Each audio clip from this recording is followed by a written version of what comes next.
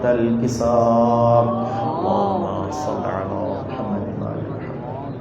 ثم أتيت نحو الكساء وقلت السلام عليك يا أبتا يا رسول الله أتأذن لي أن أكون معكم تحت الكساء؟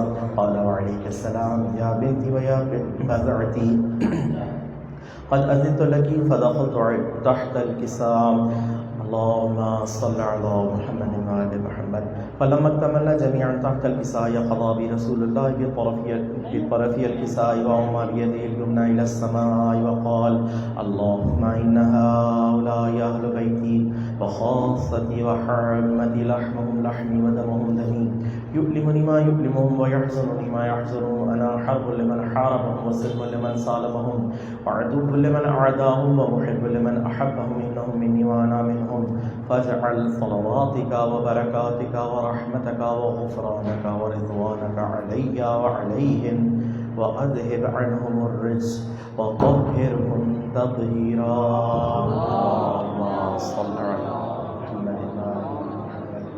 فقال الله عز وجل يا ملائكتي ويا سكان سماواتي إني ما خلقت سماء مبنية ولا أرضا مدحية ولا قمرا منيرا ولا شمسا مضيا ولا فلكا يدور ولا بحرا يجري ولا فلكا يسري إلا في محبة هؤلاء الخمسة الذين هم تحت الكساء.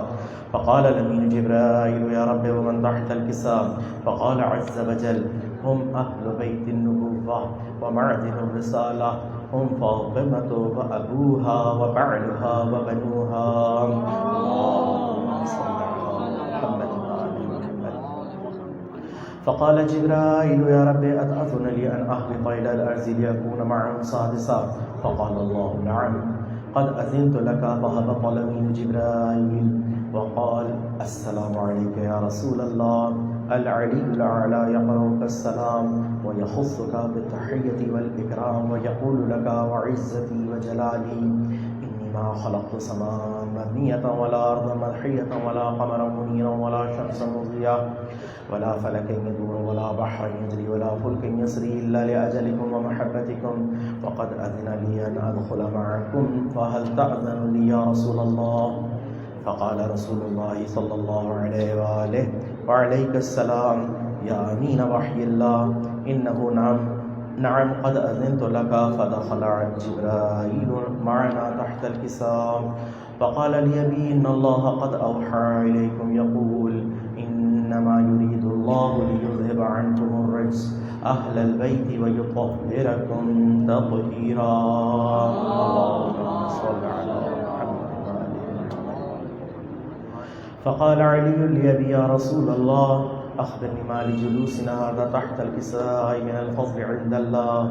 فقال النبي صلى الله عليه وآله والذي بعثني بالحق نبيا واصطفاني بالرسالة نجيا ما ذكر خبرنا هذا في محفل من محافل أهل الأرض وفيه جمع من شيعتنا ومحبينا إلا ونزلت عليهم الرحمة وحفت بهم الملائكة واستغفرت لهم إلى أن يتفرقوا. فقال علي عليه السلام إذا والله فزنا وفاز شيعتنا ورب الكعبة. فقال أبي رسول الله صلى الله عليه وآله يا علي والذي بعثني بالحق نبيا واصطفاني بالرسالة نجيا ما ذكر خبرنا هذا في محفل من محافل أهل الأرض وفيه جمع من شيعتنا ومحبينا وفيهم مهموم إلا وفرج الله هما ولا مغموم إلا وكشف الله غما ولا طالب حاجة إلا وقضى الله حاجته. فقال علي عليه السلام إذا والله فزنا وسعدنا وكذلك شيعتنا فازوا وسعدوا في الدنيا والآخرة ورب الكعبة. اللهم صل على محمد وآل محمد. اللهم صل على محمد وآل محمد. إلهي وربي بحق زهراء وأبيها وبعلها وبنيها. اللهم صل على محمد وآل محمد. اللهم اغفر ذنوبنا واستر عيوبنا واشف مرضانا واغفر لنا ولوالدينا ولمن وجب حقه علينا. اللهم صل على محمد وآل محمد. صدر عزت جلال کا نبی اکرم صلی اللہ علیہ وسلم کا اور ان کی پاک آل کا. پروردگار آج کی محفل جو ذکر اہل بیت میں سلام کے طور پہ برپا کی جا رہی ہے، پروردگار اس عبادت کو ہماری طرف سے قبول فرما اور اسے ہمیں اور ہمارے جمی حاضرین اور منتظمین کے مرحومین کی مغفرت کے لیے تو شاہ آخرت قرار دے۔ پروردگار امام زمانہ کے ظہور میں تعجیل فرما، ہمیں ان کے انصار میں شمار فرما، قلب مبارک حضرت ولیہ سے بہت سا خوشنود فرما، اسلام کا پرچم سر بلند فرما، واقعہ کا پرچم سر نمو فرما، ہم پر رحم فرما، سب رحم کرنے والوں کی زیادہ رحم کرنے والے صلی اللہ علیہ وسلم۔ مل کر باواز بلند صلوات اللہم صلی علی محمد و آل محمد۔ درخواست گزار ہوں عزیزم حدید علی زیدی سے کہ آج کا سرنامہ پیش ہے، مل کر باواز بلند صلوات اللہم صلی علی محمد۔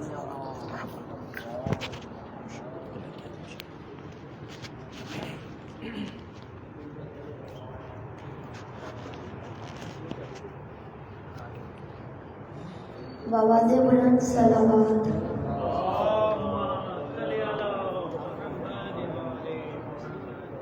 تو کجا من کجا، تو کجا من کجا، تو کجا من کجا،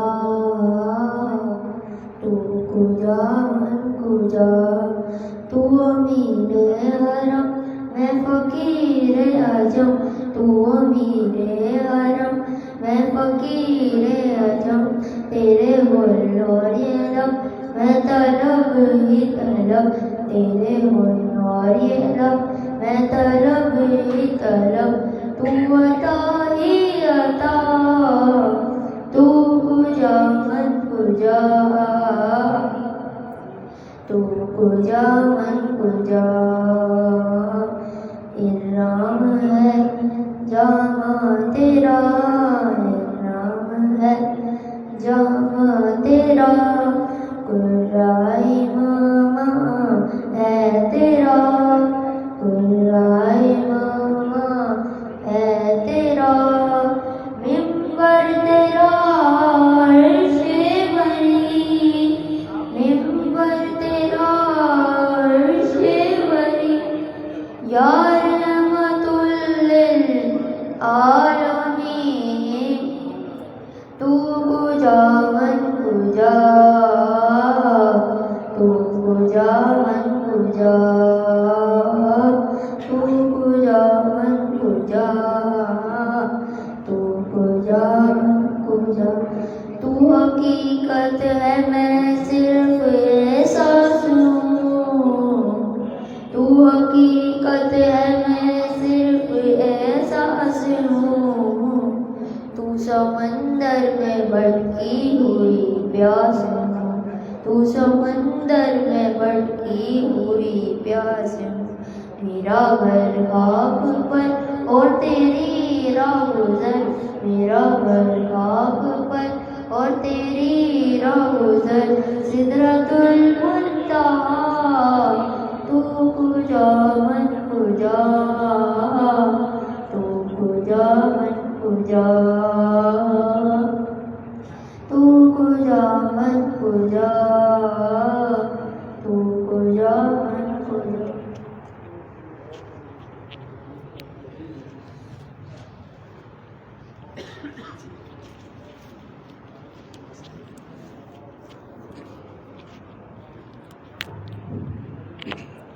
باواز بلند صلوات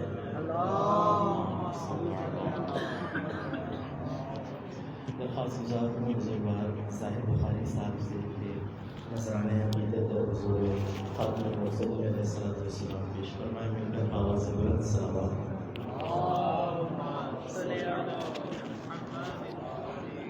جی آپ بیٹھیے۔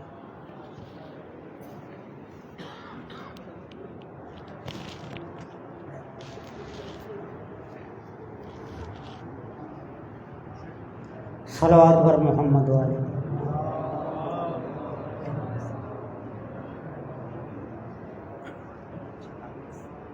بس ٹھیک، بارے دیگر صلوات۔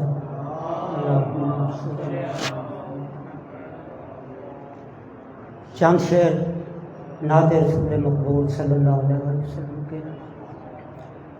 محمد سے جسے الفت نہیں ہے محمد سے جسے الفت نہیں ہے، بشر وہ لائق عزت نہیں ہے، بشر وہ لائق عزت نہیں ہے، نہیں اس کا خدا سے کچھ تعلق، نہیں اس کا خدا سے کچھ تعلق، جسے سرکار سے نسبت نہیں ہے، جسے سرکار سے نسبت نہیں ہے۔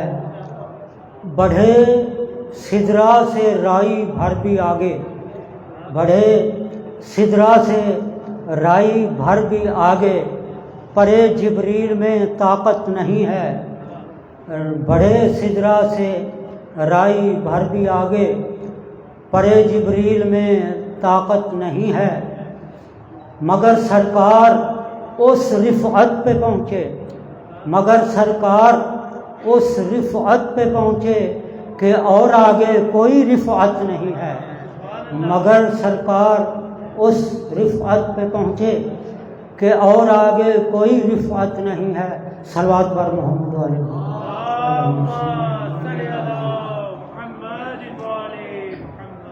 اب ایک اور نعت کے چند شعر سماعت فرمائیے گا۔ آپ پائے ہیں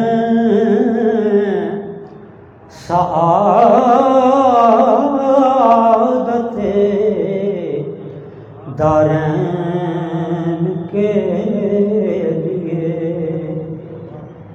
آپ آئے ہیں سعادت دارین کے لیے، عالم بنے ہیں سید کونین کے لیے، عالم بنے ہیں سید کونین کے لیے، رحمت ہے دور اول و آخر کے واسطے،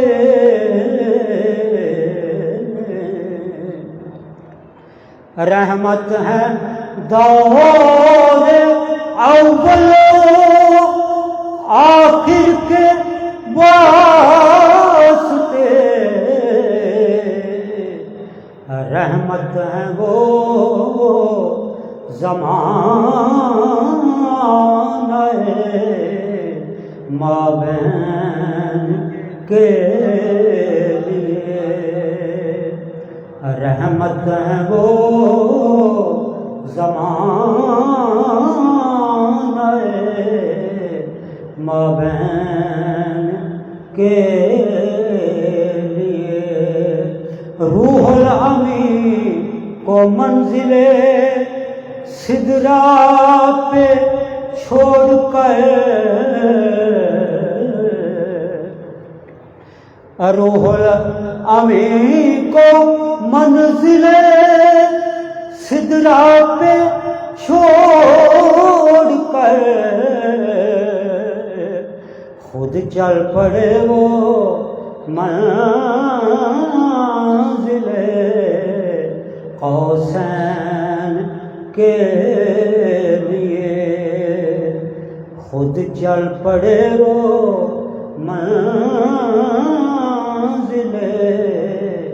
قوسین کے لیے، وعدہ کیا تھا ان سے جو بنت رسول نے،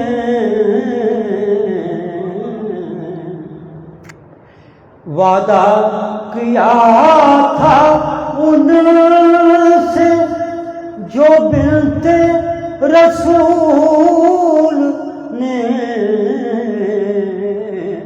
آئے لباس خلد سے حسنین کے لیے، آئے لباس خلد سے حسنین کے لیے وعدہ کیا تھا ان سے جو بنتے رسول نے وعدہ کیا تھا ان سے جو بنتے رسول نے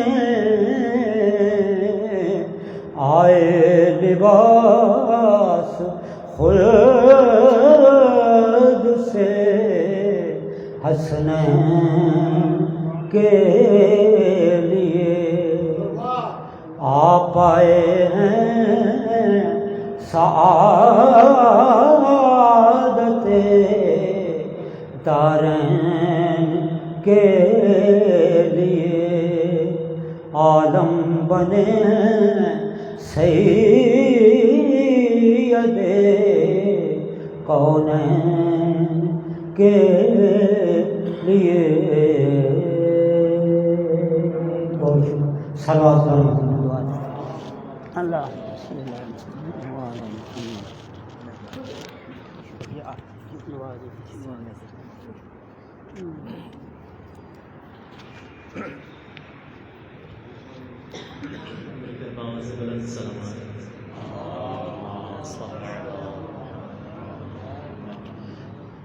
درخواست برادر جبران حسن سے بارگاہ رسالت مآب صلی اللہ علیہ وسلم اور بارگاہ اہل بیت علیہ السلام سے اپنا نذرانہ عقیدت پیش کریں مل کر باوازِ بلند صلوات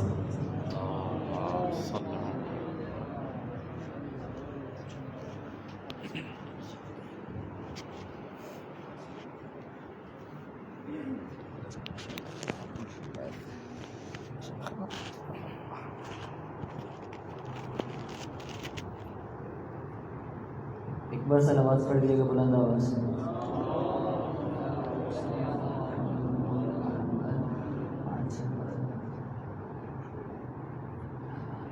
یہ چند دن پہلے یہ نعت جو کہ پیش کرنے جا رہا ہوں اپنے یوٹیوب چینل پہ میں نے اپلوڈ کی ہے، وہ آپ سن سکتے ہیں جبران حسن کے نام سے، اور اسی نعت کے چند اشعار آپ کی خدمت میں عرض کرنا چاہوں گا. ایک بار بلند آواز سے صلوات پڑھیے گا.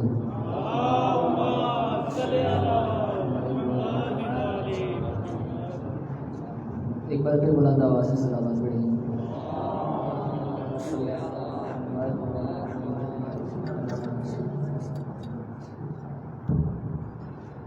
شمس الضحیٰ بدر الدجیٰ خیر الورى یا مصطفیٰ. شمس الضحیٰ بدر الدجیٰ خیر الورى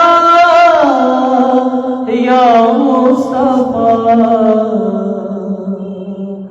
حجت ہے دو جہان پہ بھیست رسول کی، حجت ہے دو جہان پہ بھیست رسول کی. ظلمت میں روشنی ہے نبوت رسول کی، حجت ہے دو جہان پہ بھیست رسول کی. ظلمت میں روشنی ہے نبوت رسول کی، حجت ہے دو جہان پہ بھیست رسول کی. ایک بار بلند آواز سے صلوات پڑھیے گا.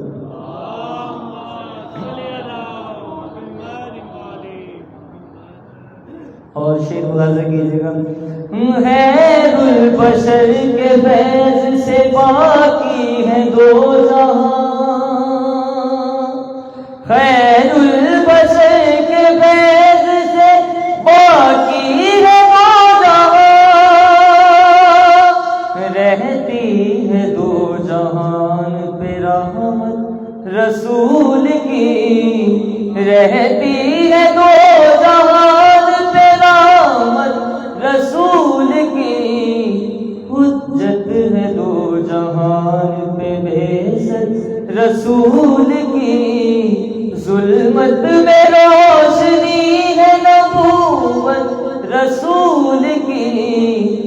حجت ہے دو جہان پہ بعثت رسول کی. اور بہت ہی اسناد و خوبصورت شعر. مولا علی ہے جس کے غلاموں میں ایک غلام. مولا علی ہے جس کے غلاموں میں ایک غلام. ممکن نہیں بیان ہو عظمت رسول کی. ممکن نہیں بیان ہو عظمت رسول کی. حجت ہے دو جہان پہ بعثت رسول کی.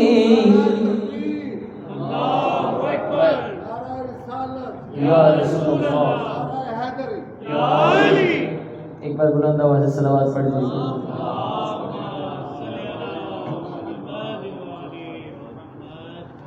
سمجھو خدا کے دین کو میرے حسین سے.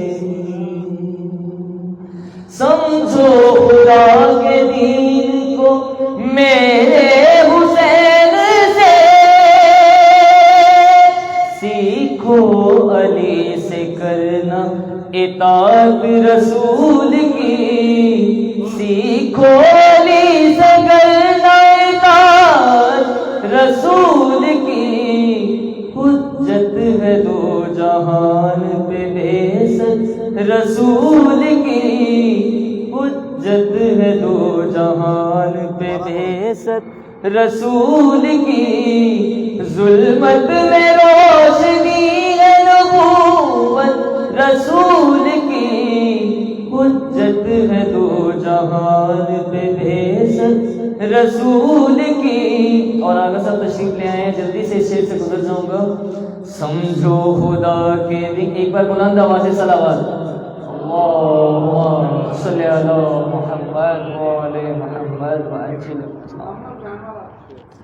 سمجھو خدا کے دین کو میرے حسین سے. سمجھو خدا کے دین کو میرے حسین سے. سیکھو علی سے کرنا اطاعت رسول کی. سیکھو علی سے کرنا اطاعت رسول کی. محور ہے اتحاد کا بس مصطفیٰ کی ذات. محور ہے اتحاد کا بس مصطفیٰ کی ذات. یکجا کرے گی سب کو محبت رسول کی. یکجا کرے گی سب کو محبت رسول کی. حیدر نبی کی آل ہے وارث نبی کے بعد. حیدر نبی کی آل ہے وارث نبی کے بعد. بتلا دو ہر کسی کو وصیت رسول کی. بتلا دو ہر کسی کو وصیت رسول کی. من کنتو کی صدا سے یہ افشا ہوا ہے راز. بڑا ہی خوبصورت شعر اسناد کا. من کنتو کی صدا سے یہ افشا ہوا ہے راز. من کنتو کی صدا سے یہ افشا ہوا ہے راز. در اصل ہے علی کی ولایت رسول کی. در اصل ہے علی کی ولایت رسول کی. حجت ہے دو جہان پہ بعثت رسول کی. ظلمت میں روشنی ہے نبوت رسول کی. حجت ہے دو جہان. بلند آواز سے صلوات. آپ کو یوٹیوب پہ یہ نعت جبران حسن کے نام سے جو ہے وہ مل جائے گی. بہت شکریہ. اللہم صلی علی محمد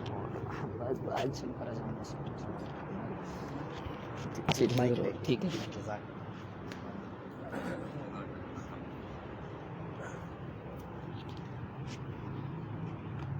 میں بابا سے بلند صلوات. اللهم صل علی محمد. خاص اعظم برادر عقیل خاص سے کہ نعت کا ایک نذرانہ مختصر سا پیش کریں پیش خانی کے طور پر مل کر باواز بلند صلوات. اللهم صل علی محمد.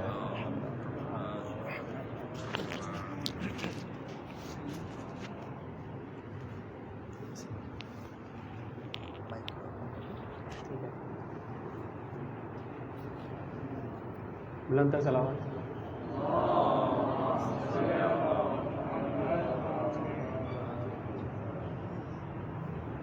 صبا مدینے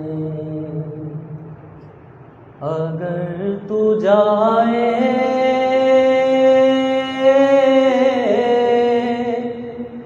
تو لے کے جانا پیام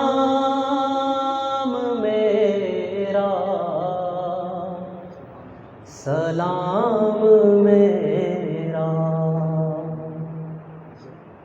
شہ دو عالم کے آستاں پر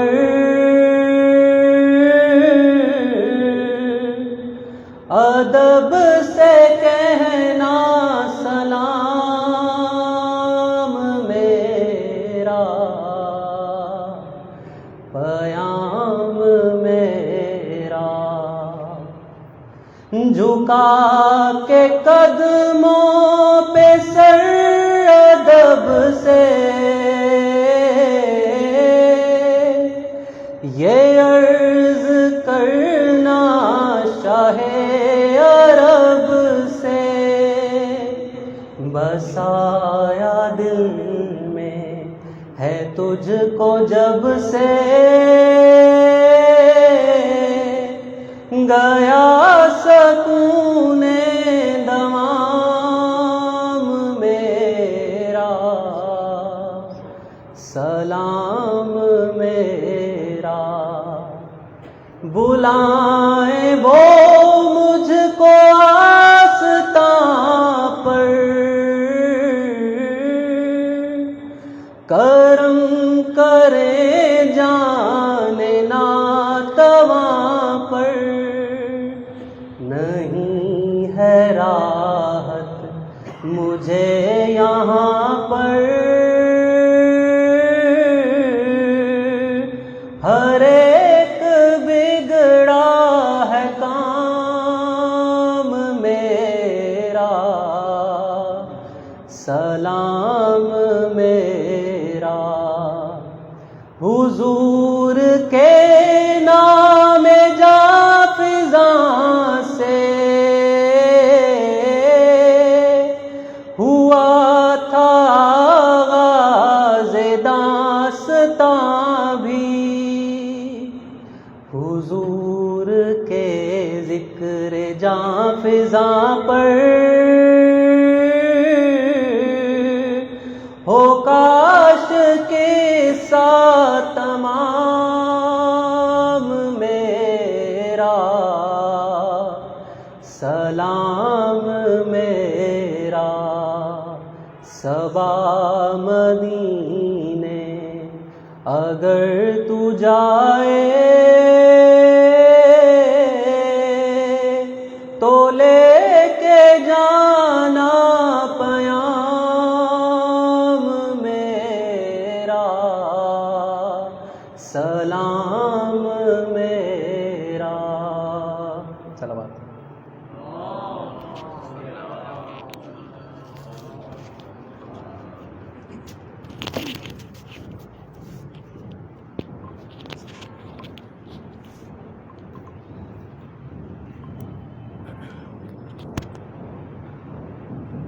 مل کر باواز بلند صلوات. اللهم صل علی محمد وعلی محمد. نبی اکرم صلی اللہ علیہ وسلم کی ولادت کی خوشی میں ربیع الاول کی شب بابرکت شب کے اندر اور امام جعفر صادق علیہ السلام کے مولود کی خوشی میں ہم پروردگار عالم کی بارگاہ میں عاجزی سے دعا کرتے ہیں کہ پروردگارہ جو بیمار ہیں علیل ہیں سب کو شفائے کاملہ عنایت فرما. الخصوص ہمارے میرے برادر بزرگ اور صدائے پیام حسینی کے رکن ہیں تو ان کی بھی بہت طبیعت خراب ہے چونکہ ابھی تھوڑی دیر میں ہوئی ہے، سو ہم ذرا تھوڑا سا ڈسٹرب ہو گئے اس سے. تو آپ سے دعا کی درخواست کرتا ہوں کہ پروردگار ان کو بھی اور جو بیمار ہیں علیل ہیں سب کو شفا کاملہ عنایت فرمائے. درخواست گزار ہوں آغا فیضان زیدی صاحب سے کہ رونق افروز ممبر ہو کر آج کے فضائل اہل بیت علیہ السلام کے بیان فرمائیں. مل کر باواز بلند صلوات.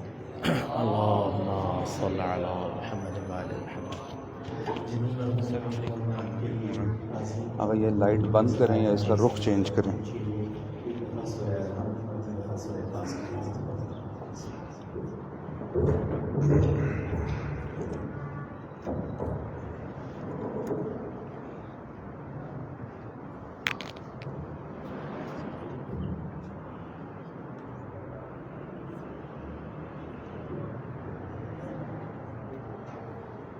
السلام علیکم ورحمۃ اللہ وبرکاتہ. اعوذ باللہ من الشیطان الرجیم. بسم اللہ الرحمن الرحیم. الحمد للہ والصلاة والسلام علی رسول اللہ وآلہ آل اللہ لا سیما علی بقیت اللہ روحی و ارواح العالمین لتراب مقدمہ الفداء واللعنۃ الدائمۃ علی اعدائہم اعداء اللہ من یوم عداوتہم الی یوم لقاء اللہ. اما بعد فقال اللہ تبارک و تعالی فی محکم کتابہ و متقن خطابہ. اعوذ باللہ من الشیطان الرجیم. وما ارسلناک الا رحمۃ للعالمین. صدق اللہ العلی العظیم. صلوات پڑھیے.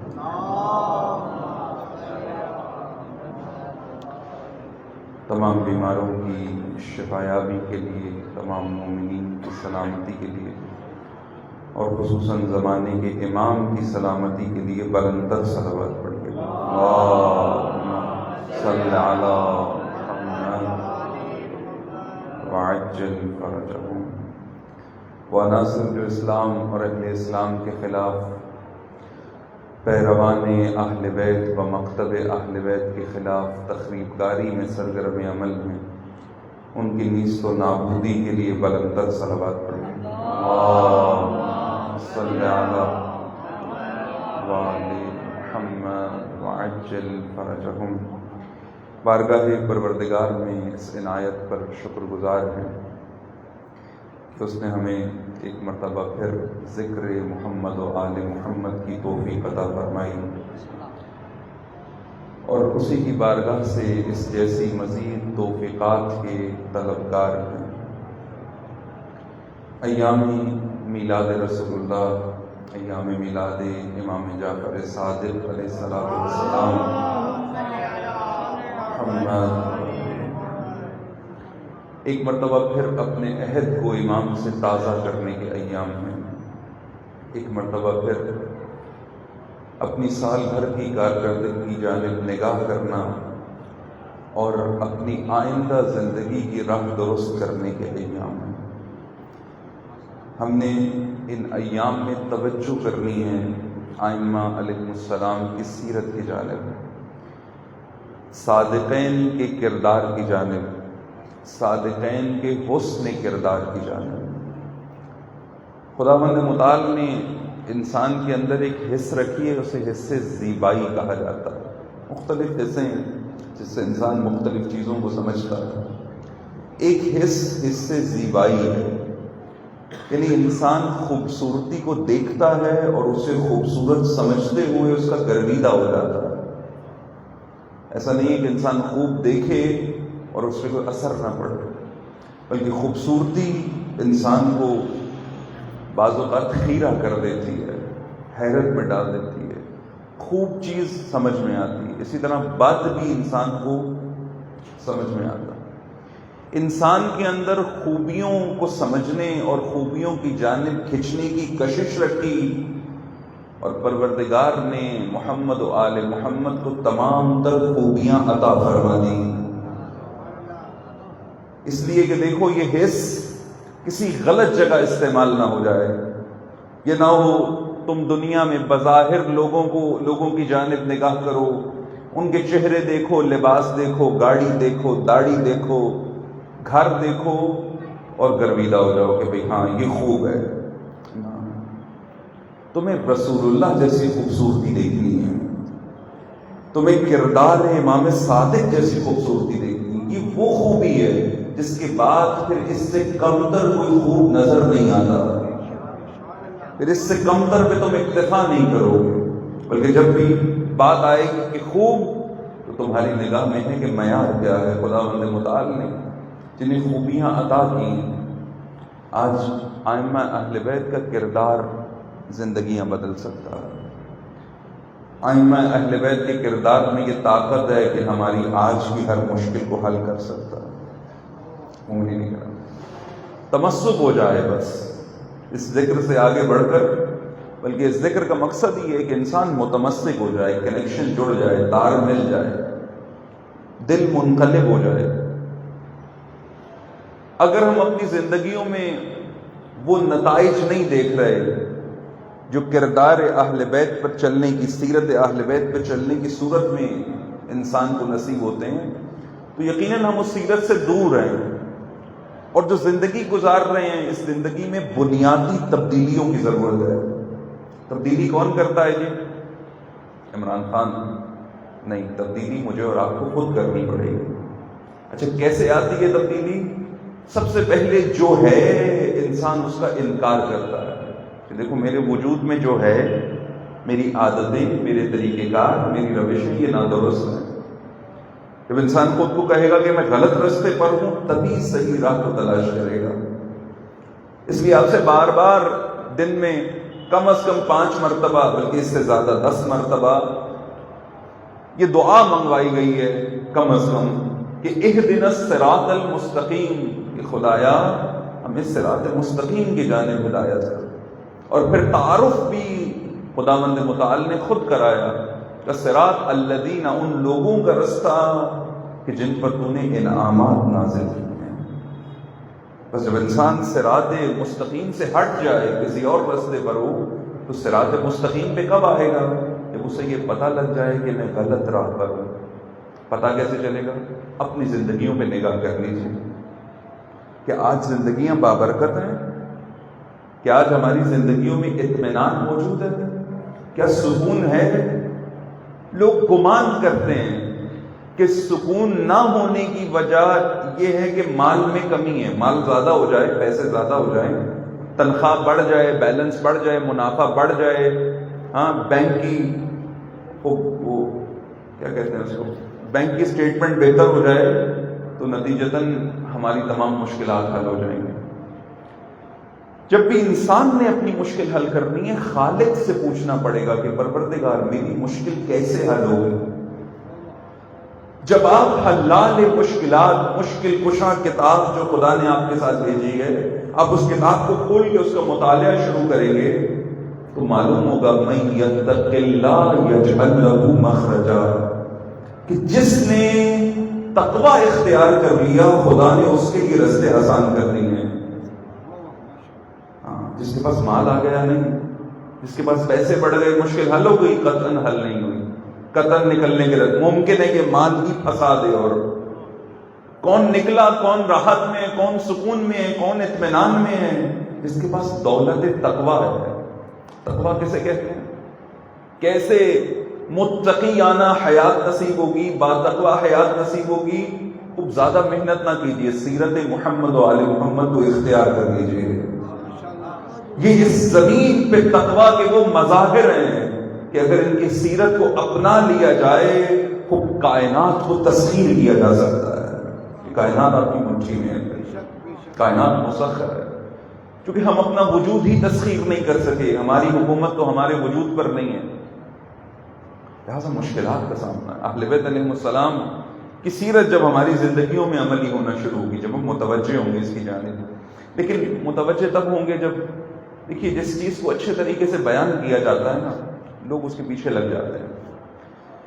مثلا آپ کے ملک میں آپ نے پچھلے کچھ ماضی بعید نہیں، قریب بالکل ہی ایک سیاسی شخصیت سے متعلق ماحول بنتا دیکھا،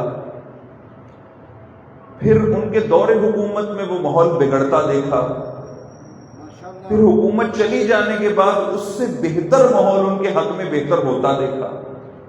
یہ کیا ہوا سب کچھ؟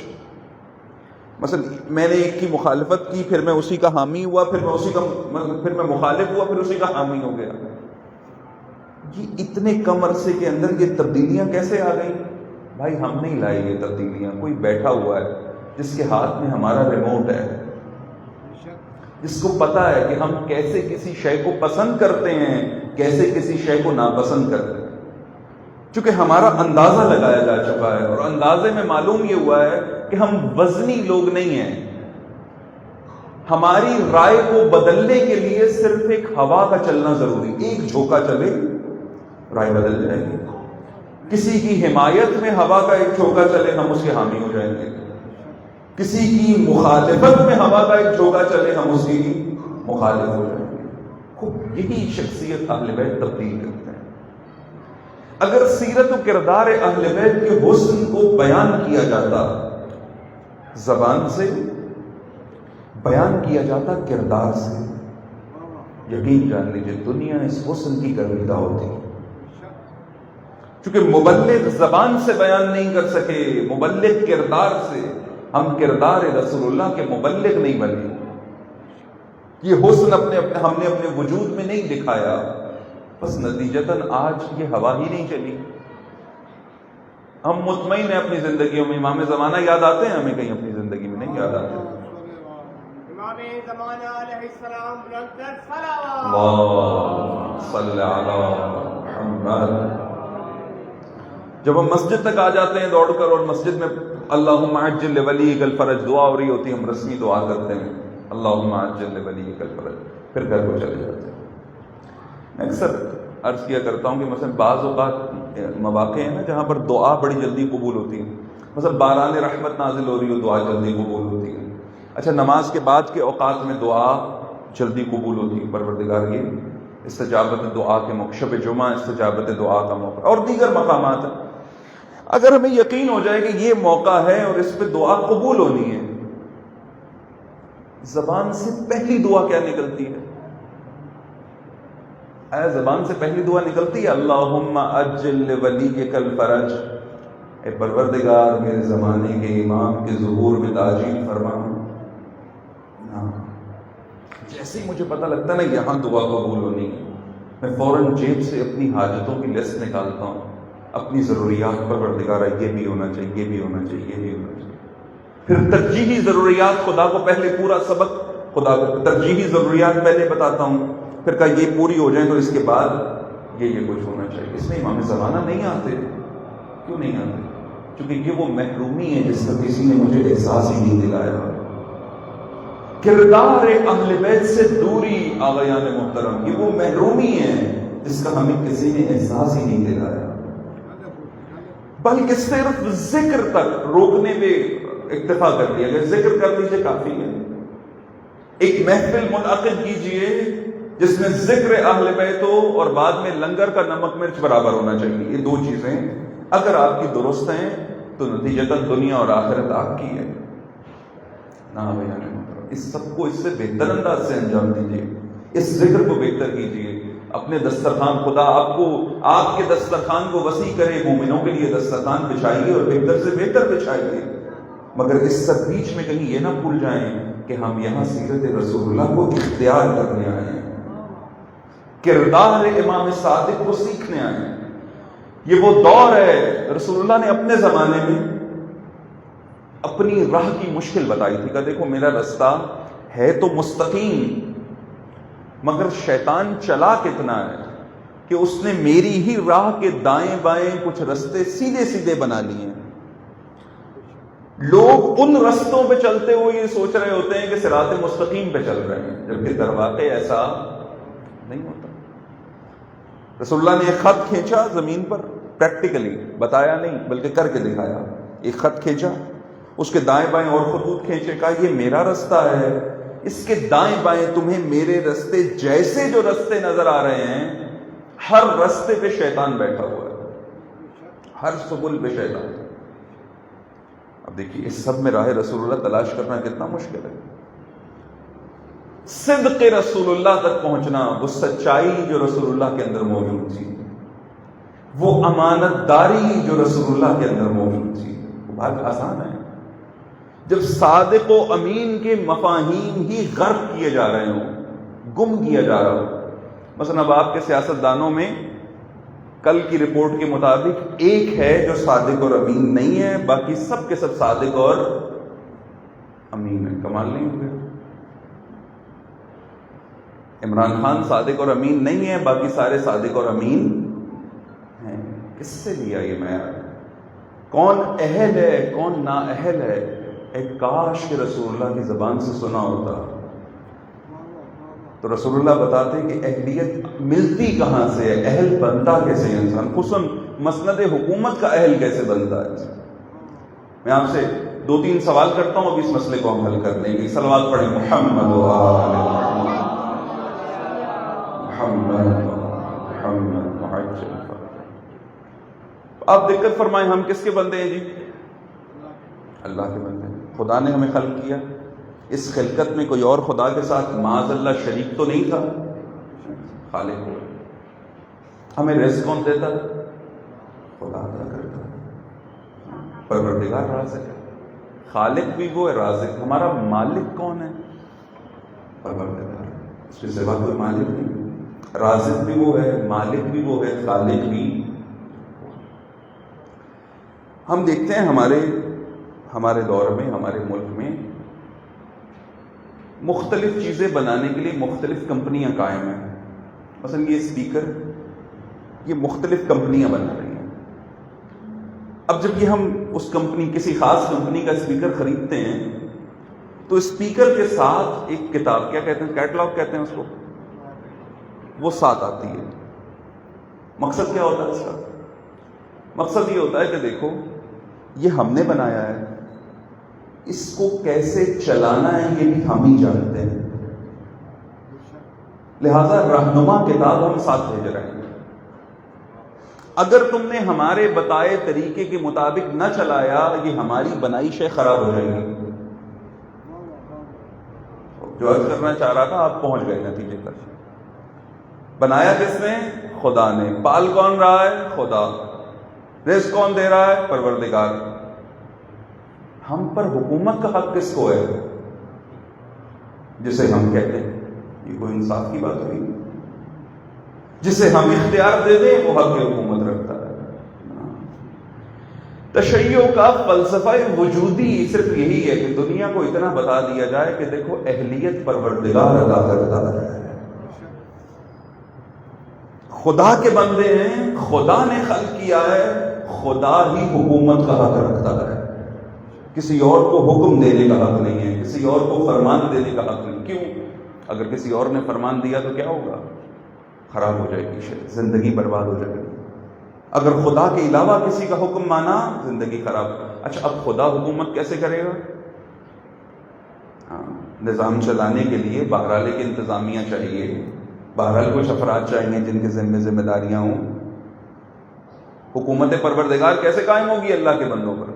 کہ تم پریشان نہیں ہو، میں نے کچھ ایسے بندے بنائے ہیں، امیین میں سے کچھ ایسے ہیں جنہیں میں نے مصطفیٰ بنایا ہے. نعرہ تکبیر، اللہ نعرہ رسالت، یا نعرہ حیدری، محمد آل محمد صلوات. اللہم صلی علی محمد. جنہیں میں نے چنا ہے، ان ذوات کو چن کے صلاحیتیں، اہلیتیں عطا کی ہیں. تم نے صرف ان کی مانتے چلے جانا. دیکھو میں ولی ہوں اور میں اپنا ولایت کا حق، یہ اختیار رسول اللہ کو بھی دے رہا ہوں.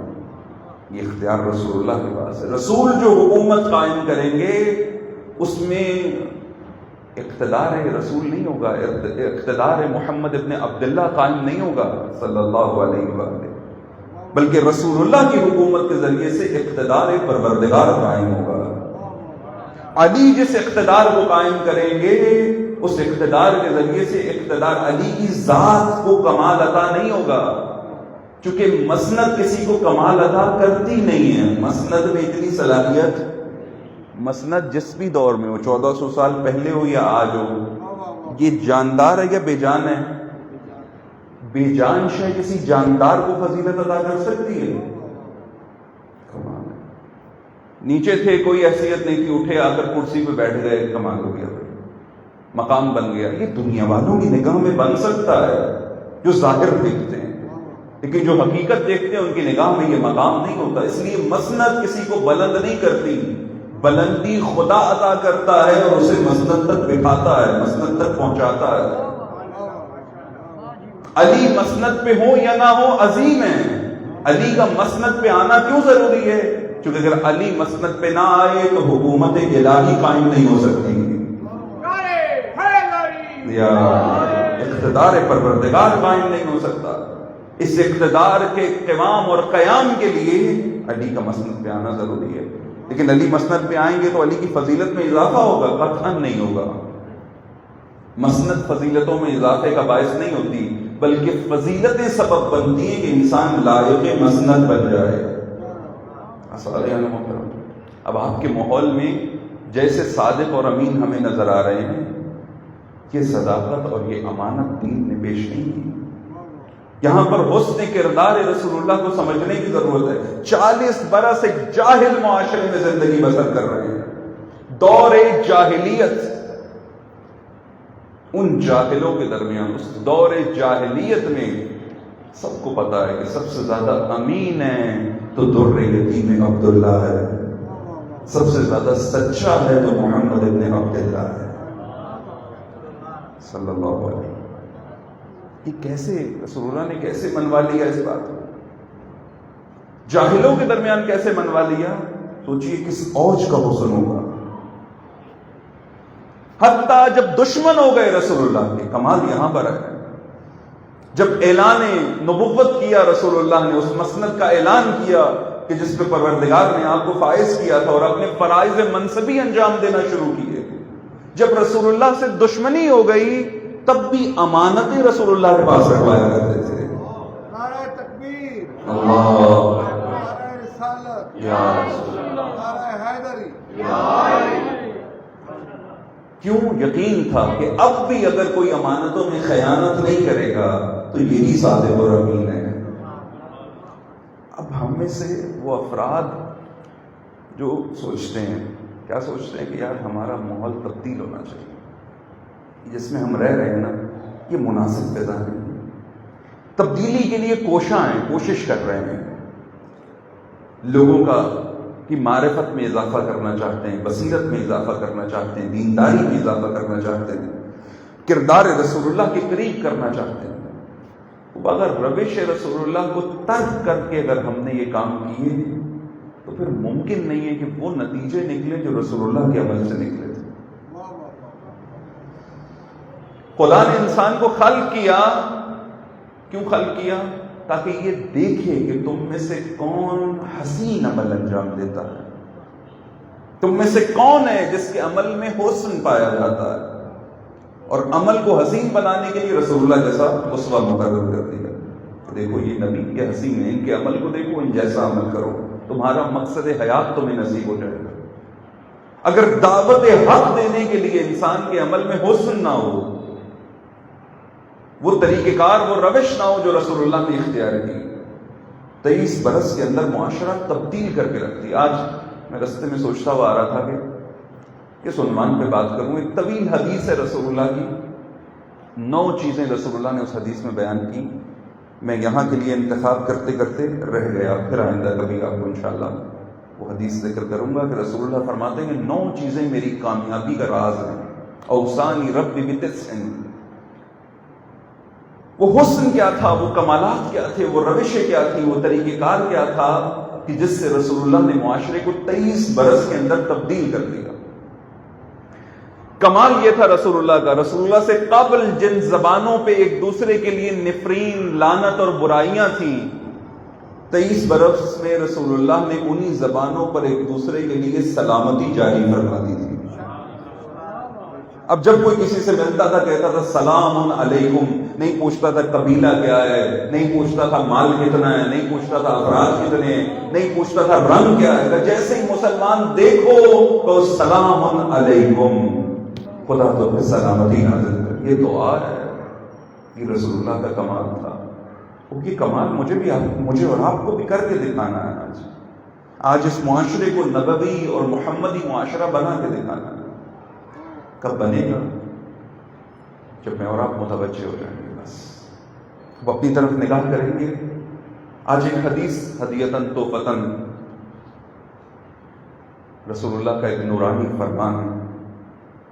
دیکھیے ہمیں پہلے اپنی جانب نگاہ کرنی پڑے گی. یہ 6 فٹ 5 فٹ 4 فٹ اس پہ میری حکومت ہو گئی نا، تو پھر کائنات پہ حکومت قائم کرنا کوئی مشکل کام نہیں.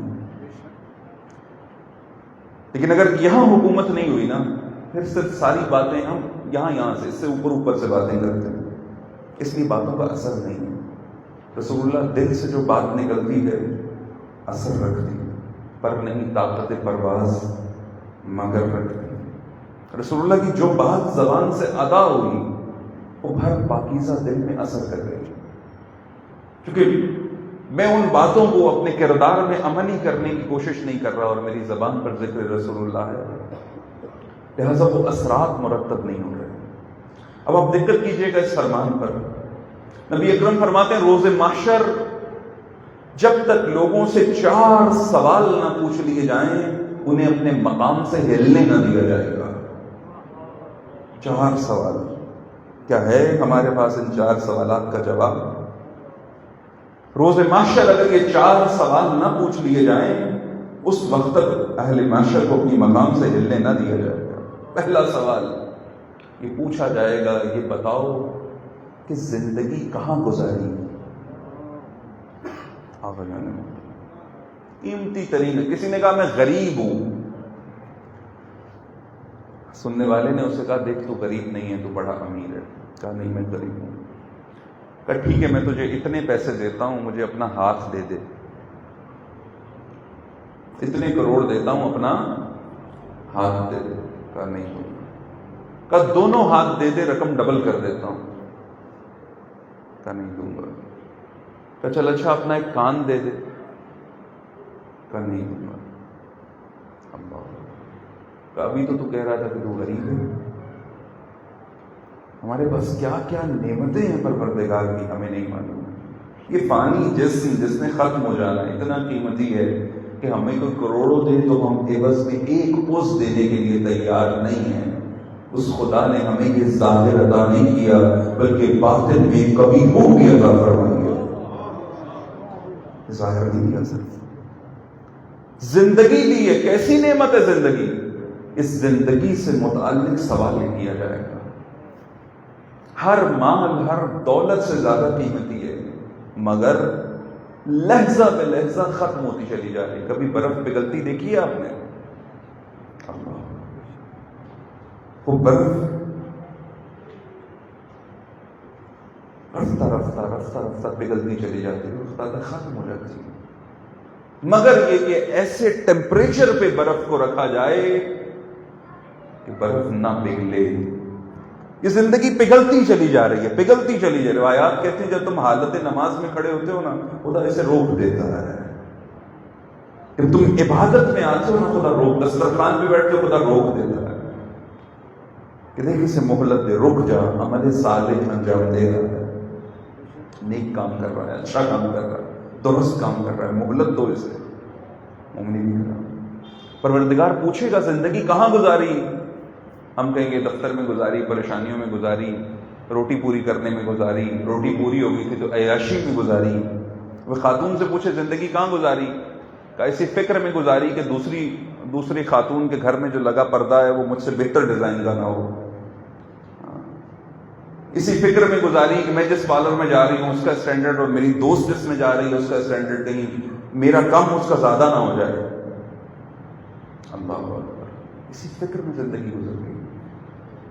کپڑوں کے رنگ دیکھتے ہوئے زندگی گزر گئی, دنیا کی رنگینیاں دیکھتے ہوئے زندگی گزر گئی, آئی فون کے ماڈل دیکھتے ہوئے زندگی گزر گئی. اس چیز میں زندگی گزری ہے. وہ اپنے آپ کو اپنے چہرے کو آئینے میں دیکھا. کس آئینے میں؟ یہ بے جان آئینہ. یہ بے جان آئینہ جو آپ کو دکھاتا ہے, میں اور آپ اس پہ فخر کرتے ہیں, کیا بات ہے, مجھ جیسا بھی ہے کوئی دوسرا. آپ روایات کی جانب رجوع کیجئے. آپ کے لیے آئینے مقرر کیے گئے ہیں, لیکن ان بے جان آئینوں میں دیکھنے کا حکم نہیں دیا گیا کہ دیکھو مومن کے لیے آئینہ ہے. اگر تم بے جان آئینے میں دیکھو گے صرف ظاہر نظر آئے گا, لیکن اگر مومن کے لیے آئینہ بن گیا, ظاہر بھی نظر آئے گا, باطن بھی نظر آئے گا, تب حقیقت بھی نظر آئے گی. اور مومن یہ حقیقت اگر دوسرے مومن کو دکھائے, مثلا آپ آئینے, اس بے جان آئینے میں خود کو دیکھیں اور معلوم ہو چہرے پہ کچھ لگا ہوا ہے, کیا کریں گے؟ فوراً صاف کر لیں گے. کبھی آئینے میں ہم نے روح کو دیکھا ہی نہیں کہ اس کے اوپر کیا کچھ لگا ہوا ہے, کیونکہ وہ جاندار آئینہ کبھی ہمیں میسر ہی نہیں آیا. یہ زندگی بھی یہ کہاں گزاری, کس مقام پہ صرف کی؟ پروردگارا, میں آئینے کے سامنے کھڑا ہوا, میں نے دیکھا, میں نے خود کو سنوارا, ہزاروں روپے, لاکھوں روپے. میں ابھی کسی سے سن رہا تھا, نعت خان جو نعت پڑھنے جاتے ہیں, اب سارے تو یقیناً نہیں ہوں گے, جب بھی کوئی بات کرو تو فوراً آ کے اعتراض کرنے والے, لیکن آپ سب کو کہہ رہے ہیں. نہیں, سب کو نہیں کہہ رہے, یقیناً نہیں کہہ رہے. ایسا ہوتا ہی نہیں کہ کوئی بات سب کے لیے کہی جا رہی ہو, ہمیشہ مستثنا ہوتے ہیں. لیکن اکثر یہ تھی ماحول جو دیکھا جاتا ہے اسی سے متعلق بات کی جاتی ہے. ایک پروگرام میں شرکت سے پہلے جو پارلر میں خرچ کرتے ہیں, اللہ اکبر, وہ ایک متوسط خاندان میں تھا 2 مہینے اس سے اپنی روٹی چلا سکتا ہے. کس کو سنوار رہے ہیں؟ چہرہ سنوار رہے ہیں. وہ نبی جو دلوں کو بدلنے آئے تھے, ان کی محفل میں چہرے بنا کے آ رہے ہیں, چہرے سوار کے آ رہے ہیں. دلوں کی کیا کیفیت ہے؟ وہی, اگرچہ بت ہیں جماعت کی آستینوں میں, وہی بت باقی ہیں. ہم بڑا مزیدار, اب ایسے علاقے میں چلے مثال لے لیں, آپ برا نہ مان جائیں کہیں. ایک صلوات پڑھیں محمد وعلی محمد.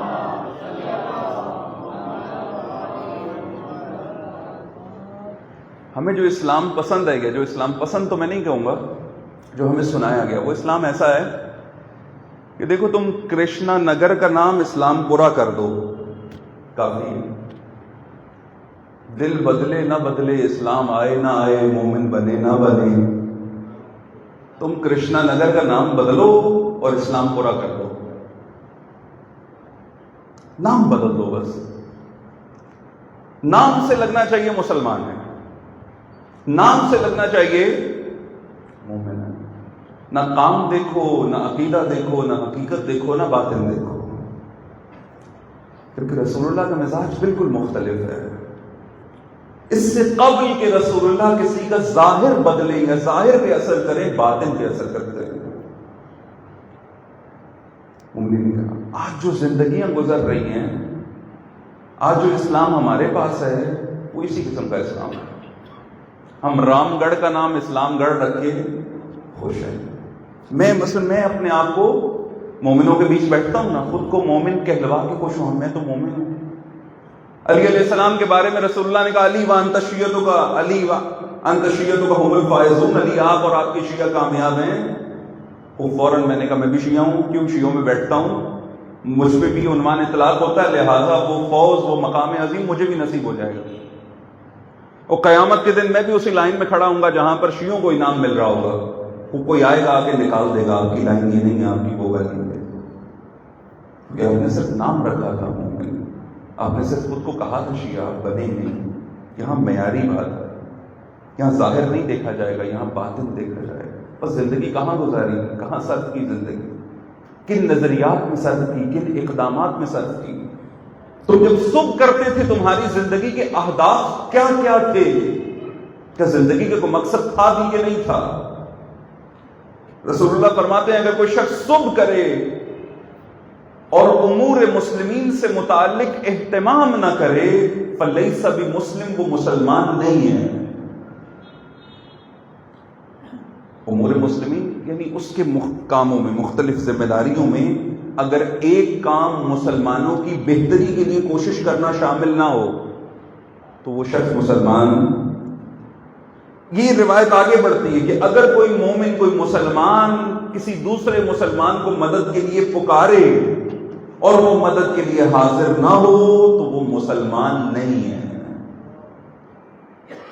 دقت کیجیے، زندگی کہاں گزاری کہ تمہیں نعمت دی تھی، قیمتی شے دی تھی، کس جگہ صرف کرائے ہو؟ کہ امور مسلمین کے لیے اہتمام کیا، کہ خود کو بنانے کے لیے صرف کی، کیا ذکر و کردار اہل بیت کو عام کرنے کے لیے صرف کی ہے زندگی، یا نہ زندگی ضائع کر کے آ گئے ہو؟ کیا اپنے آپ کو کسی قابل بنانے کے لیے زندگی کو صرف کیا؟ نہیں کرا. روز و شب کیسے گزر رہے ہیں؟ میں آپ سے عرض کر رہا ہوں نا، اگر واقعاً آج اس محفل میں ہمیں قرب رسول اللہ نصیب ہو جائے، ہے نا آپ سب کی نیت، ایک نظر رحمت رسول اللہ کی ہو جائے، میری اور آپ کی جانب یہ نظر رحمت ہو جائے. بہت ساری باتیں ہمارے کانوں سے ٹکراتی ہیں، آپ سب کا تجربہ ہے اس سے متعلق. بہت ساری باتیں کانوں سے ٹکراتی ہیں، لیکن بعض اوقات سالوں انسان ایک ہی بات سنتا رہتا ہے اور کئی سال بعد جا کے اس کا دل پہ اثر ہوتا ہے. اسی لیے ہدایت کی کوئی بات بھی پرانی نہیں ہوتی. قرآن پرانا ہوا، سیرت اہل بیت پرانی نہیں ہوتی، کیونکہ آپ صبح دیکھیں کچھ اور ملے گا، شام کو دیکھیں کچھ اور ملے گا. کچھ چیزیں ایسی ہیں جو پرانی نہیں ہوتی. ہدایت پرانی نہیں ہوتی، کب اثر کرے پتہ نہیں ہے. بعض اوقات ہم معلومات کا ڈھیر لگا کے بیٹھے ہوتے ہیں، عمل اس کے خلاف کر رہے ہوتے ہیں، لیکن کبھی متوجہ ہو جاتے ہیں. یہ زندگی جو آج ہمارے پاس ہے، جو مسلسل گھل رہی ہے، ختم ہو رہی ہے، اور اس زندگی سے متعلق رسول اللہ کہتے ہیں جب تک پوچھا نہ جائے ہلنے نہ دیا جائے گا. کہاں سرف کر کے آئے گا، کہاں گزار گیا؟ ہم کہیں گے یا رسول اللہ ہم لڑائی جھگڑوں میں گزارتے ہیں، نند بھاوج کا جھگڑا، ساس بہو کا جھگڑا، دفتر میں جھگڑے، مسجدوں میں جھگڑے، امام بارگاہوں میں جھگڑے، ہر جگہ جھگڑے ہی جھگڑے. ہم دوریوں میں، ہم نفرتوں میں زندگی گزار کر آ گئے. حکم کیا ہوگا؟ خسرت دنیا والآخرہ، دنیا بھی ضائع کر دی، آخرت بھی ضائع کر دی. بہترین زندگی کون سی ہے آقا جان محترم؟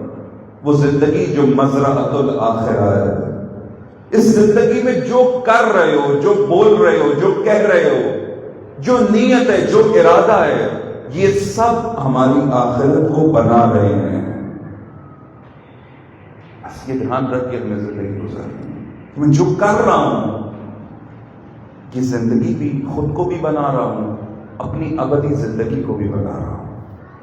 اگلا سوال زندگی سے متعلق اور پھر زندگی کے اہم حصے سے متعلق سوال کیا جائے گا. رسول اللہ فرماتے ہیں دوسرا سوال جوانی سے متعلق کیا جائے گا کہ جوانی کہاں گزاری، کہاں صرف. جوانی جہاں پروردگار عالم انسان کو تمام تر صلاحیتیں اوج کے ساتھ عطا فرماتا ہے، قوت بحال ہے، نشاط بحال ہے. بات پوچھ لیا جائے اگر نسل حاضر کے جوان سے کہ آپ کی زندگی کہاں گزر رہی ہے یا کیسے گزر رہی ہے، اللہ اکبر.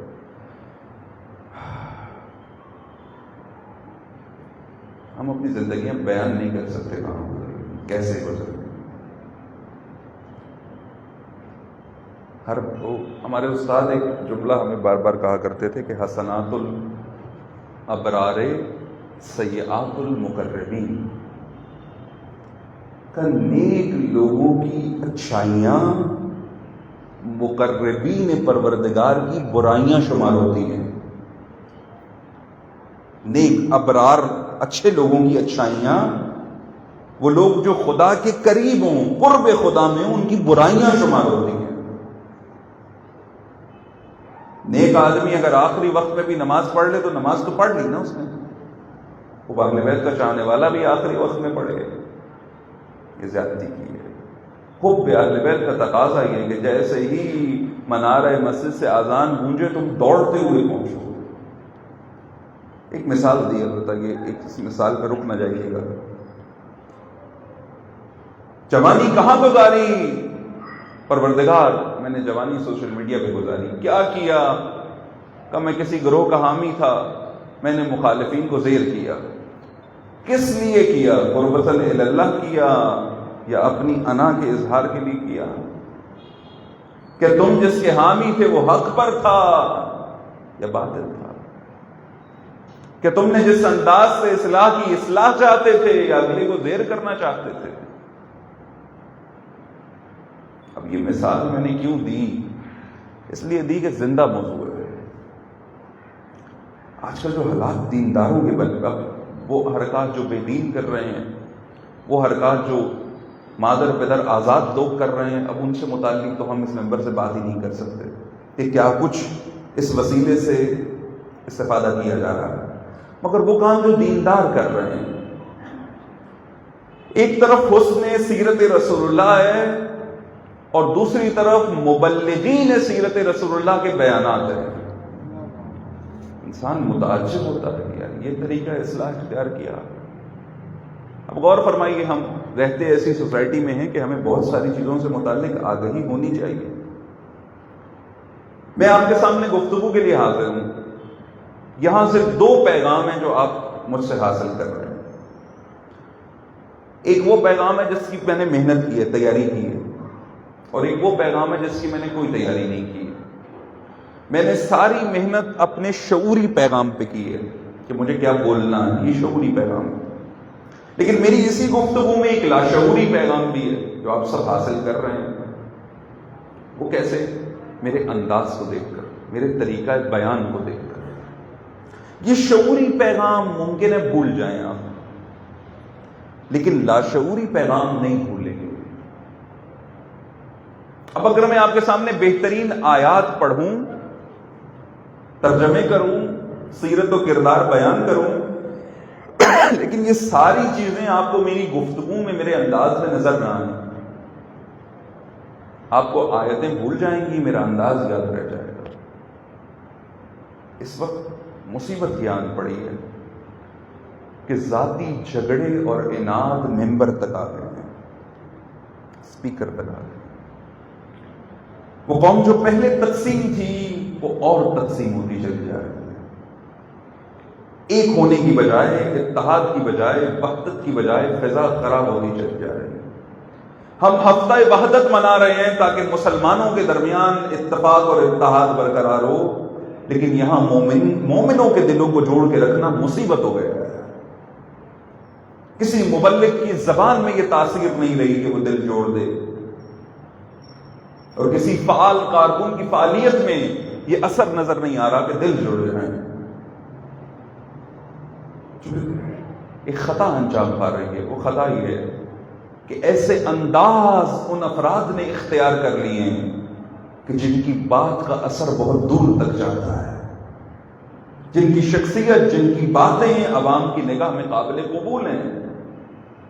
بات تو لوگ بھول جاتے ہیں، انداز نہیں بھولتے. کہ معاشرہ جہاں پہلے ہی جنگ ہی جنگ ہے، لڑائی ہی لڑائی ہے، دوریاں ہی دوریاں ہیں، اس کے اندر یہ لہجہ، یہ انداز، یہ کام اور زیادہ خراب کر دے گا. یہ سیرت رسول سے لوگوں کو اور زیادہ دور کر دے گا. یہ حسن کردار امام صادق سے اور دور لے جائے گا. اچھا، اس سب میں اب میں اور آپ کیا کریں؟ ہم تو ایک ہی سوال کر سکتے ہیں نا کہ پھر حق کدھر ہے، سیدھی راہ کدھر ہے، رستہ کدھر ہے، کہاں جائیں؟ آبے محترم، ایک اصول بنا لیجئے اپنی زندگی. اصول یہ ہے کہ میری زبان سے جب کسی کی بے احترامی ہوگی نا، تو جس کی بے احترامی میں کر رہا ہوں اس کو اثر نہیں ہوگا، اثر مجھے ہوگا. ایک میری شخصیت کا پتہ چلے گا کہ میں ہوں کون، کیسا ہوں. میرا تعارف ہے، جو میں بول رہا ہوں میرا تعارف ہے. انسان اپنی زبان کے پیچھے چھپا ہوا ہے. دوسرا، اگر میں کسی کے اشتعال دلانے پہ مشتعل ہو گیا ہوں، اس کا مطلب ہے کہ میرا ریموٹ میرے اپنے ہاتھ میں نہیں، اس شخص کے ہاتھ میں، یا کسی بھی اشتعال دلانے والے کے ہاتھ میں. اگر میں معاشرے کی اصلاح اور تبدیلی چاہتا ہوں تو مجھے کردار کو اتنا اوج عطا کرنا ہوگا، اپنے کردار کو، کہ سامنے کفاروں اور پتھر پھینک رہے ہوں اور میرے پاس حق کا پیغام ہو. وہ پتھر پھینکتے رہیں، میں حسن کردار سے اس پیغام کی تبلیغ کرتا رہوں، ان کی طرف سے پتھر ہی پتھر ہوں اور میری طرف سے پھول ہی پھول ہو، ایک طرف بدی ہی بدی ہو، ایک طرف اچھائی ہی اچھائی ہو۔ اگر زبان بند نہیں کی جا سکتی، زبان بند کرنے کا ایک طریقہ ہے جو رسول اللہ نے سکھایا تھا۔ کیسے سکھایا تھا؟ جب ایک شخص رسول اللہ کی محفل میں آیا، آ کے بدگوئی کرنے لگا، برا بھلا کہنے لگا، رسول اللہ نے کہا جاؤ اس کی زبان کاٹ دو۔ کتنی بڑی سزا تھی کہ زبان کاٹ دو، کس بنا پر زبان چلا رہا ہے؟ بعض علماء نے سے بڑے دلچسپ طریقے سے بیان کیا، کہا وہ تلواریں نکلی جو کبھی میدان جنگ میں کام ہی نہیں آئی تھی، چلتے زبان کاٹتے تھے۔ بہرحال کچھ لوگ بڑے کہ ہم زبان کاٹتے ہیں۔ علی علیہ السلام نے روکا، علی اس کے پاس گئے، اس کی حاجت پوچھی، حاجت روائی کی، وہ خوشی خوشی رسول اللہ کا قصیدہ پڑھتا ہوا چلا گیا۔ کہ مجھے پتہ ہی نہیں تھا میں کون، آپ کے رویے اور انداز سے پتہ لگا کہ آپ کے سامنے، آپ کے رویے اور انداز سے پتہ لگا کہ آپ کے سامنے بے ادبی نہیں کرنی چاہیے، آپ کا احترام کرنا چاہیے، کیونکہ آپ کے کردار کا حسن ایسا ہے جو لائق احترام ہے۔ اب یہ لوگ جو دیکھ رہے تھے کہ رسول اللہ زبان کاٹنے کا حکم دے رہے ہیں، علی انعام دے رہے ہیں، رسول اللہ کے پاس آئے، پہلی شکایت مل گئی امیر المومنین کی، کہا جی دیکھیں آپ کے حکم کی مخالفت ہو گئی، آپ نے زبان کاٹنے کا کہا تھا، علی انعام دے رہے ہیں۔ کہا دیکھو ہمارے زبان کاٹنے کا انداز یہی ہے۔ رسول اللہ نے فرمایا میں ایسی ہی زبان کاٹا کرتے ہیں، میں اور آپ ایسے زبان کاٹ رہے ہیں؟ نہیں کاٹ رہے، ہم چوریاں لے کے چڑھے ہوئے ہیں سب کے اوپر۔ جس کے پاس حق ہو نا وہ بڑا مطمئن ہوتا ہے۔ حسین علیہ السلام دیکھ رہے ہیں کہ میرا پورا کنبہ شہید کیا جا رہا ہے، لیکن حسین اس مقام اطمینان پر ہے کہ قرآن پکار کے کہہ رہا ہے یا ایتھا النفس المطمئنہ۔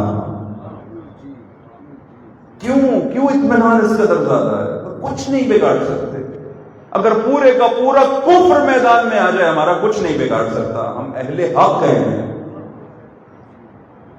وہ دیکھیے آپ ہی کے دور میں بعید پرانی باتیں تو نہیں ہیں۔ سید حسن نے کہا تمام داعش، تمام دشمنوں کو میں کہتا ہوں، سید حسن نصر اللہ نے، کہ سب کے سب شام آ جاؤ۔ کہ میں یہ نہیں کہتا کہ ہماری مدد کے لیے افواج شام میں آ جائیں، میں کہتا ہوں تمام کا تمام دشمن جمع ہو اور شام میں آ جاؤ۔ کیوں؟ کہا اس لیے کہ ہم تمہیں اکٹھا کر کے ایک ہی میدان میں اپنے جد حسین ابن علی کی سنت پہ عمل کرتے ہوئے تحریک کر دیں گے، تمہیں ایک میدان میں جمع کر کے نابود کر دیں گے۔ اور ہمیں یقین اس لیے تمہاری نابودی اور اپنی پیروزی اور کامیابی پر کہ ہمارے ساتھ ہمارا پروردگار ہے، اس یقین کے ساتھ اب آپ بیٹھے ہوئے ہیں، آپ کے اختیار میں، آپ جو بات کریں گے وہ بات دوسروں تک پہنچ رہی ہے۔ کتنا آسان ہو گیا آج کل یہ دنیا، جو آج سوشل میڈیا کی دنیا ہے، اس میں کتنا آسان ہے۔ انسان کو دو چیزوں کا بڑا بھوکا ہے، وہ اب یہ موضوع نہیں ہے، بہرحال دو چیزوں کی بڑی ضرورت ہے اسے، ایک مال اور ایک شہرت۔ سوشل میڈیا کے ذریعے دونوں نصیب ہو رہی ہیں، آپ کی جیسے جیسے ویوز بڑھتے ہیں ویسے ویسے مال بڑھتا چلا جاتا ہے۔ کمال نہیں ہے؟ ایک ساتھ دو چیزیں مل رہی ہیں، شہرت بھی مل رہی ہے اور پیسے بھی مل رہے ہیں، البتہ محنت کرنی پڑے گی آپ کو اس کے لیے۔ دقت کیجیے، یہ جو آپ کے اختیار میں ہے وسائل، کیا کریں، کس نیت سے بیٹھے ہیں آپ جب ایک چیز کو لائک کر رہے ہیں، کو ڈس لائک کر رہے ہیں، کس معیار پہ کر رہے ہیں؟ وہ افراد جو مومن ہیں، وہ افراد جو اس کو، وہ افراد ان کے لیے بات کر رہا ہوں جو سوشل میڈیا یوز کر رہے ہیں، جو سوشل میڈیا، جن کو سوشل میڈیا یوز کر رہا ہے ان کی بات نہیں کی جا رہی ہے۔ وسائل جب تک ہمارے اختیار میں ہوں ہمارے لیے مفید ہیں، لیکن جب ہمارے اختیار سے باہر نکل جائیں تو مفید نہیں۔ جس گروہ کے پاس علم اور دلیل ہے وہ کبھی بدتمیزی کرتا نظر نہیں آئے گا۔ یہ ذہن میں رکھیے، ہم تعارف کرا رہے ہیں، ہم تعارف کرا رہے ہیں کہ جہاں سے ہم ہیں۔ امام صادق نے کہا دھیان رکھنا، ہمارے لیے باعث زینت بننا، باعث شرمندگی نہ بننا، کیونکہ ہم نہیں ہوں گے، تم ہمارا تعارف کرا رہے ہوگے۔ ہم تعارف کرا رہے ہیں جہاں سے ہم ہیں، جن کے پاس علم ہے، جن کے پاس دلیل ہے، وہ علم و دلیل سے بات کریں۔ خداوند متعال نے اگر مجھے اور آپ کو صلاحیت عطا کی ہے، بس مجھے جوانی کو درست انداز سے استفادہ کرنا ہے، یہ صلاحیتیں، اللہ اکبر، جوانی کی راتیں یاد خدا سے آباد ہونی چاہیے. انسان تنہائی میں گریا کرے. گھر میں ہر روز بیٹھتے ہیں، کبھی اپنے علاقے کی مسجد میں چلے جائے گی، رات بھر مسجد میں گزاریں، تنہا گزاریں، خدا سے راز و نیاز کریں، نماز سے فارغ ہوں، اپنے پروردگار سے باتیں کریں، نہ عربی میں جو زبان آتی ہے اس میں سکون و اطمینان لے کے رکھیں. جوانی عموماً غفلت کا دور کہا جاتا ہے. غفلت کا دور نہیں ہوتا، پروردگار کی توفیقات کا زمانہ ہوتا ہے، مگر اگر انسان توفیقات کو سمجھ لے. بس قیامت کے دن رسول اللہ فرماتے ہیں ہلنے نہ دیا جائے گا جب تک سوال نہ کر لیا جائے، زندگی سے متعلق، جوانی سے متعلق. تیسری چیز مال سے متعلق، کہ کہاں سے کمایا اور کہاں خرچ کیا. اب وقت ختم ہو گیا، میں صرف اگلی 2 باتیں عرض کر کے آپ کی خدمت تمام کر رہا ہوں. ایک صلوات پڑھیے گا محمد و آل محمد. مال کہاں سے کمایا اور کہاں خرچ کیا، یہ سوال کیا جائے گا، اور جب تک جواب نہ آ گیا ہلنے نہ دیا جائے گا. مال کماؤ کہاں سے؟ حلال ذرائع سے کماؤ. اس وقت اس قوم میں، تشیع میں اور مسلمین میں جو ضعف پایا جاتا ہے شدت سے، وہ اقتصادی ضعف ہے. ہم ضعیف ہیں اقتصادی اعتبار سے. اس ضعف کو دور کرنے کے لیے مناسب اقدامات کیے جانے چاہیے، جس کی جانب کسی گروہ کی کوئی توجہ نہیں ہے. ہم جہاں ہیں وہیں خوش ہیں، اسی پہ مزے کر رہے ہیں. ہے تب بھی خوش ہیں، نہیں ہے تب بھی خوش ہیں. کبھی مصیبت پڑے تو کسی سے قرض لے لیتے ہیں. دین اس حالت کو پسند نہیں کرتا. دین آپ کو ہر لحاظ سے قوی دیکھنا چاہتا ہے، اور خصوصاً وہ افراد جو اس عمر میں ہیں کہ انہیں سوچنا چاہیے ان چیزوں سے متعلق. آپ اپنے دین کو باقی رکھنا چاہتے ہیں، تمام تر ذمہ داریوں کے ساتھ ایک ذمہ داری یہ کہ آپ کی اقتصادی کیفیت اتنی مضبوط ہو کہ نہ آج نہ کل آپ کو کوئی ہرا نہ سکے. الفقر قاد ان یکون کفرا، فقر ان قریب کفر میں بدل جائے گا. یہ علی کہہ رہے ہیں. فقر انسان کو کفر تک پہنچا دیتا ہے. بس مال کہاں سے کمایا پوچھا جائے گا. حلال طریقے سے، البتہ ناجائز نہیں کمانا. حلال طریقے سے جتنا کما سکتے ہو اتنا کمانا، لیکن مال کو مقصد نہیں بنانا. مال وسیلہ ہی رہے، مقصد نہ بنے. مال کمانے کے بعد یہ پوچھا جائے گا کہاں خرچ کیا. آج عجیب صورتحال ہے. رسول اللہ جو آئے تاکہ غیروں کو بھائی بھائی بنا دے، آج اسی رسول کی امت کی یہ کیفیت ہے کہ بھائی بھائی کی ضرورتوں سے غافل ہے. ایک بھائی کھا کے سو رہا ہے، دوسرا بھوکا سو رہا ہے. متوجہ دیکھیں کہ ہمسایوں کا خیال رکھو. جہاں تم رہ رہے ہو اطراف کے 40 گھر تمہارے ہمسائے شمار ہوتے ہیں.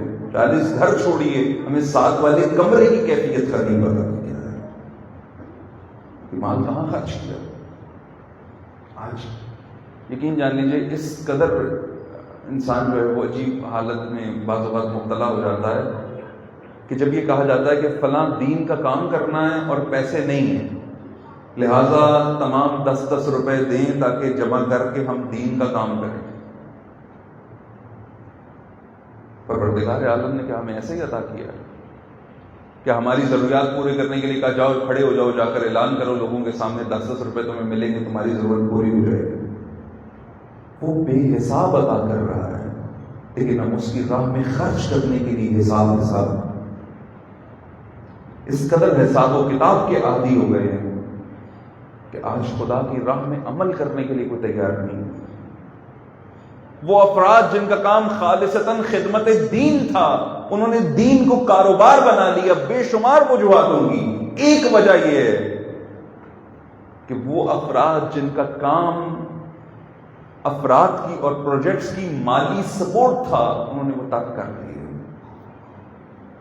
اگر ایک شخص اپنی پوری زندگی صرف کرے گا، دن اور رات صرف کرے گا آپ کے بچوں کو پڑھانے میں، دین کی خدمت میں، تو یقیناً اس کے بچوں کو اس کے کھانے کا اہتمام کون کرے گا؟ اگر اسلامی نظام ہو تو یہ حکومت اسلامی کی ذمہ داری ہے کہ وہ چیزیں پوری کرے. استاد، ڈاکٹر اور عالم دین یہ پبلک کے پیسے پہ نہیں پلیں گے، بلکہ حکومت اسلامی کی ذمہ داری ہے. اگر ڈاکٹر عوام سے پیسے لینا شروع کر دے تو یہ کیفیت ہوگی، جس کی جیب میں پیسہ ہے وہ علاج کرائے گا، جس کے پاس کچھ نہیں ہے وہ علاج سے محروم رہ جائے گا۔ اگر عالم دین پیسے لے کر دین سے کھانا شروع کر دے تو اس بارے میں کیا کہوں، آپ بہتر جانتے ہیں۔ اگر استاد پیسے لے کے پڑھانا شروع کر دے تو یہی کیفیت ہوگی جو آپ کے معاشرے میں ہے۔ یہ ذمہ داریاں حکومت اسلامی کی ہیں کہ جس کا قیام نہ جانے کب ہوگا، کیونکہ ہم نے امام زمانہ کو پردہ غیبت میں بٹھایا ہوا ہے اور ہم بھی مطمئن ہیں کہ ٹھیک ہے مولا پردے میں رہیں، ہماری زندگی تو گزر گئی، بس مال کہاں سے کمایا، مال کہاں خرچ کیا۔ رسول اللہ فرماتے ہیں آخری چیز جس کے بارے میں سوال کیا جائے گا وہ ہم محمد و آل محمد کی محبت ہے۔ اللہم صلی علی محمد۔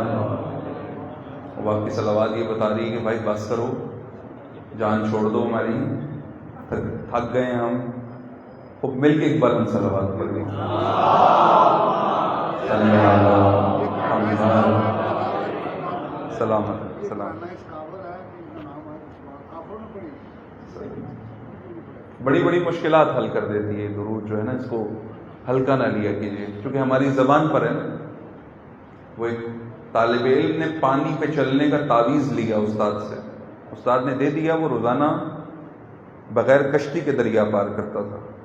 ایک دن اس نے تعویذ کھول کے دیکھا تو اندر لکھا ہوا تھا بسم اللہ الرحمن الرحیم۔ اس نے کہا بس اتنی سی آیت، وہ وہیں پانی میں ڈوب گیا۔ بڑی قیمتی چیزیں ہیں۔ کسی نے معصوم سے، رسول اللہ سے ظاہر نے کسی معصوم سے کہا کہ میں مسجد نبوی میں تھا، لوگ مختلف بڑی بڑی دعائیں پڑھ رہے تھے، انہیں مفاتیحیں یاد تھیں، البتہ اس زمانے میں مفاتیح نہیں تھی۔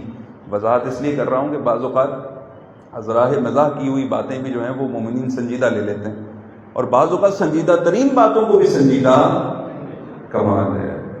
ماننے پہ آئیں تو گائے کو خدا مانتے ہیں، نہ ماننے پہ آئیں تو نوح کو نبی نہیں مانتے۔ تو وہ جو بڑی بڑی دعائیں لوگوں کو یاد تھیں، کہا مجھے کچھ نہیں آتا تھا، صرف درود آتا تھا، میں مسجد نبوی میں بیٹھ کے درود پڑھتا تھا۔ معصوم نے فرمایا تم نے سب سے بہتر کام کیا، سب سے اچھا کام کیا۔ ایک بلند صلوات پڑھیں محمد۔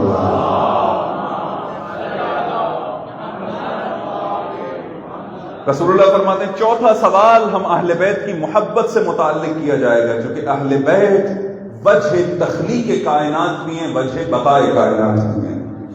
تمام تر برکتیں خدا نے محمد و آل محمد کے صدقے مجھے اور آپ کو عطا فرمائی ہیں، اور ان کی محبت کا اثر یہ ہے کہ جس دل میں ان کی محبت آ جائے وہاں سے ہر بری چیز نکل جاتی ہے، کیونکہ نقیضین کبھی جنگ نہیں ہوتی، اچھائی اور برائی کبھی اکٹھی نہیں ہوتی۔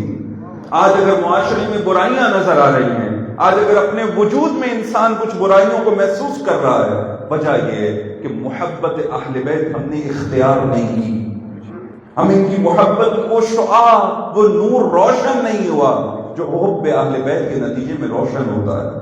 کیونکہ جیسے ہی نورانیت آتی ہے، جیسے ہی نور آتا ہے، تاریکی بھاگ جاتی ہے۔ جاء الحق زہق الباطل، کیونکہ حق میدان میں نہیں آیا، کردار حق میدان میں نہیں آیا، ہم اپنے کردار کی تربیت کر کے میدان میں نہیں آئے، اس لیے ہمیں باطل قوی نظر آ رہا ہے۔ اگر تربیت کر کے میدان میں اترے ہوتے، باطل بڑا کمزور ہے، باطل میں طاقت نہیں ہے، باطل میں جان نہیں ہے، باطل کی جڑیں نہیں ہوتی۔ حب اہل بیت سے متعلق روز قیامت سوال کیا جائے گا۔ یہ محبت انسان کو گناہوں سے بچاتی ہے، خطاؤں سے بچاتی ہے، خدا کی راہ میں سفر کراتی ہے، انسان کو بندہ خدا بنا دیتی ہے۔ پروردگار عالم کی بارگاہ میں دعا ہے، الہی بحق الزہرا و ابیہا و بعدہا و بنیہا و سر المستودع فیہا، پروردگارا ہم سب سے اس عبادت کو قبول فرما، بانیان و حاضرین کی توفیقات میں اضافہ فرما، ہمارے دلوں کو حب محمد و آل محمد کے نور سے منور فرما۔ پروردگارہ بحق محمد و آل محمد ہمارے گناہوں سے درگزر فرما، آئندہ زندگی کو گناہوں سے پاک فرما، تیری اطاعت میں زندگی بسر کرنے کی توفیق عطا فرما۔ پروردگارہ سیرت رسول اللہ کو اختیار کرنے کی توفیق عطا فرما، فرامین ائمہ اہل البیت پہ چلنے کی توفیق عطا فرما، مستضعفین کی حمایت فرما، مستقبلین کو نیست و نابود فرما، علماء کرام مراجع الزام حسن رہبر معظم کی حفاظت فرما، سلسلہ مقاومت کو فتح و نصرت عطا فرما، حزب اللہ کو کامیابی عطا فرما، سید مقاومت سید حسن نصر اللہ کی حفاظت فرما، پروردگارہ بحق محمد و آل محمد انقلاب اسلامی کی محافظت فرما، ملت خدا داد پاکستان کی محافظت فرما، اس ملک کے داخلی اور خارجی دشمنوں کو نیست و نابود فرما، اس مملکت کو ظہور حضرت حجت کے لیے تیار کرنے کی توفیق عطا فرما، اس مملکت میں پرچم حق بلند کرنے کی توفیق عطا فرما، پروردگارہ بحق محمد و آل محمد قلب مطہر حضرت حجت کو ہم سے راضی فرما، مومنین میں جو بیمار ہیں شفا کاملہ عاجلہ عطا فرما، جو مقروض ہیں قرضوں سے نجات عطا فرما، جو بے اولاد ہیں اولاد صالح عطا فرما، جو صاحبان اولاد ہیں اولاد کی درست تربیت کی توفیق عطا فرما، پروردگارہ تمام مرحومین کی مغفرت فرما، مرحومین کے گناہ کبیرہ و صغیرہ سے درگزر فرما، بحق محمد و آل محمد پروردگار ان سب کی عاقبت اور انجام بخیر فرما، الہی بحق الزہرا بحق محمد و آل محمد ولی حق ولی اللہ الاعظم اجل اللہ تعالی فرجہ الشریف کے ظہور میں تعجیل فرما، ہمیں حضرت کے آمان و انصار و شہداء میں سے قرار فرما، ربنا تقبل منا انک انت السمیع العلیم، آمین یا رب العالمین، برحمتک یا ارحم الراحمین، الی ارواح المؤمنین والمؤمنات، رحم اللہ من یقرأ الفاتحہ۔ بسم اللہ الرحمن الرحیم، الحمد للہ رب العالمین الرحمن الرحیم